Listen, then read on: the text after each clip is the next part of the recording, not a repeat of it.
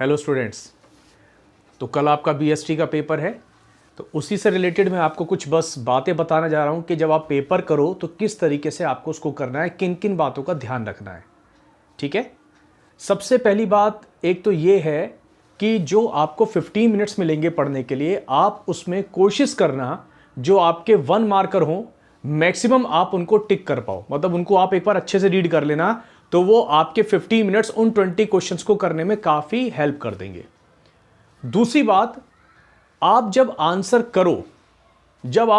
करो ध्यान ये रखना, एक तो आंसर जब लिखोगे तो आंसर 1 आंसर 2 इस तरीके से आपको मेंशन करना है, बहुत नीट एंड क्लीन होना चाहिए। कोई सा भी क्वेश्चन पहले करो बाद में करो कोई फर्क नहीं पड़ता, मेन बात यह है कि आपको उसको बहुत क्लियर कट लिखना है। नेक्स्ट, जब आप लिखो तो कोशिश करना कि कोई भी आंसर पैराग्राफ में ना हो, अवॉइड करना पैराग्राफ, उनको आपको पॉइंट्स में लिखना है। देखो, जितना आप पैराग्राफ में लिखोगे उसका मतलब ये होता है, टीचर के दिमाग में कहीं ना कहीं ये बात होती है कि बच्चा बचना चाह रहा है, हमने जो लिखा है मतलब वो हमें पढ़वाना नहीं चाह रहा है। बच्चे की मेंटलिटी क्या है कि मैंने जो लिखा है टीचर उसको पढ़े ना, बल्कि आपको उल्टा करना है। आप जो लिख रहे हो आप उसे पढ़वाओ जबरदस्ती। टीचर आपकी सारी चीजें पढ़ने नहीं बैठा है, तो आपको करना क्या है, अगर पैराग्राफ में आप लिख रहे हो सबसे पहली बात उसको अवॉइड करो, बिल्कुल भी पैराग्राफ में आंसर नहीं देना है। आपको आंसर किस में करना है, आप उसी पैराग्राफ को पॉइंट में कर दो ना, पॉइंट 1 2 या स्टार वगैरह लगा के, डॉट वगैरह लगा के उसमें लिखो। उसके अलावा अगर आपको लगता है कि इसमें ये खास खास बात है, की पॉइंट्स है, की लाइन है, उनको अंडरलाइन करना मत भूलना, उनको अंडरलाइन करो। कुल मिला के आपको बात पढ़वानी है, ये एक अच्छा इंप्रेशन छोड़ेगी जो टीचर कॉपी चेक करेंगे। इसके बाद आपको नेक्स्ट बात ध्यान रखनी है, डायग्राम।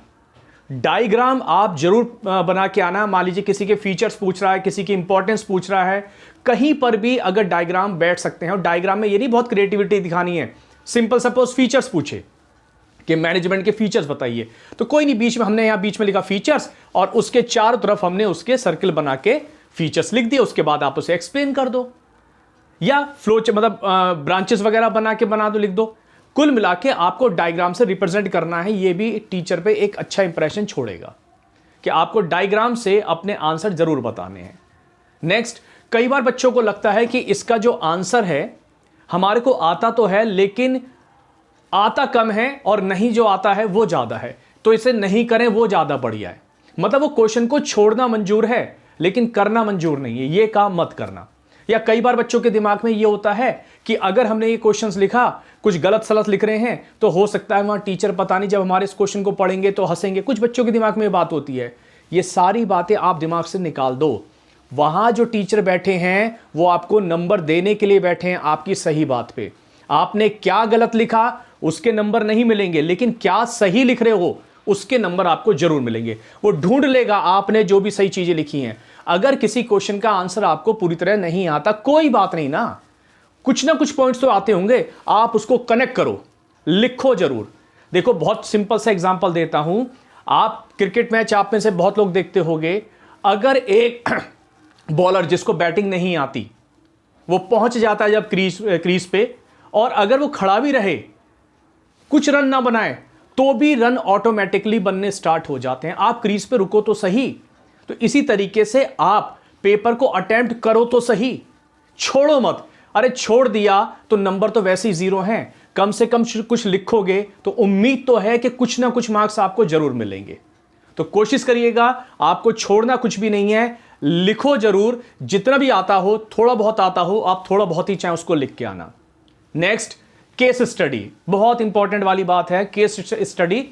केस स्टडी में अधिकतर बच्चा क्या करता है, शुरू से पढ़ना स्टार्ट कर देता है, फिर जब लास्ट में क्वेश्चन आता है तो फिर क्वेश्चन जो आता है उसको ढूंढने के लिए फिर से दोबारा से केस स्टडी पढ़ना स्टार्ट कर देता है। Wastage of time.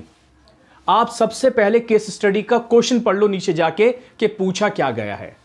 अब जब आप उसको रीड करोगे तो क्वेश्चन आपके माइंड में सेट हो चुका है, तो अगर उससे कनेक्टेड कोई बात आती है तो आप उसको वहां पर अंडरलाइन करके आसानी से लिख सकते हो।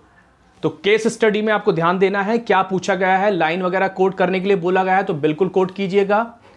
कई बार बच्चे क्वेश्चंस पूरा नहीं पढ़ते, पूछा क्या गया है बस लिखना स्टार्ट कर देते हैं, तो ध्यान देना कि क्वेश्चन पूछ क्या रहा है, उसी के अकॉर्डिंग आपको आंसर करना है। आई होप आप ये कुछ पॉइंट्स ध्यान में रखेंगे। तो ऑल द बेस्ट कल के एग्जाम के लिए। Thank you.